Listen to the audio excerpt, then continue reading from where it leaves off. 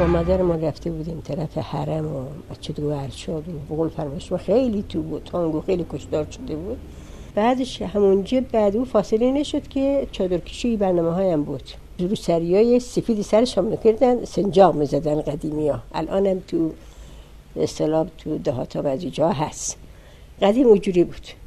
دیگه روسریشو در بردن زیر پاش تیکه تیکه کردن، هم جای شیخ تبرسی. دیگه برگشتیم دیگه نرفتیم حرم سیری. 2 تا لباس برش بود، یک لباس دو سرش کشید مادرم. همین امامزاده که الان تو تبرسی هست، قدیم ما گفتن گنبد خشتی. اصلا اون کوچه باریکه‌ای داره، زدم مثلا اون کوچه باریکه زدم طرف نوغون حساب زدم مثلا اون طرف، دیگه رفتم خانم. اینا برام دیگه ترسیدم، دیگه نرفت مادرم. هم تو خانه بود. تو حیات به اصطلاح تو خانه ها خود من شستشو میدادیم، همون نمیرفتیم. تو خانه با چراغای فیلتگی بود، 3 تا فیلتر داشت. اولا که حلبی بود، بعد عیوناشا لابی داشتن. 3 تا بسا شعله داره، او رو روشن میکردن، آب میگذاشتن روش گرم میکردن، خودشون تو خانه میشستن.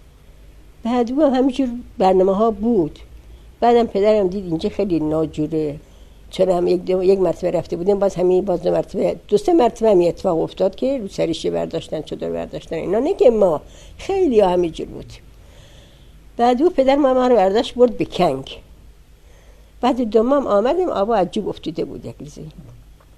دیگه برگشتیم آمدیم، اما بازم روزخوانی ها نبود، بازم همینجور مخفیانه میرفتن و خواندن میامدن، نماز همینجور مسجد در آبسته.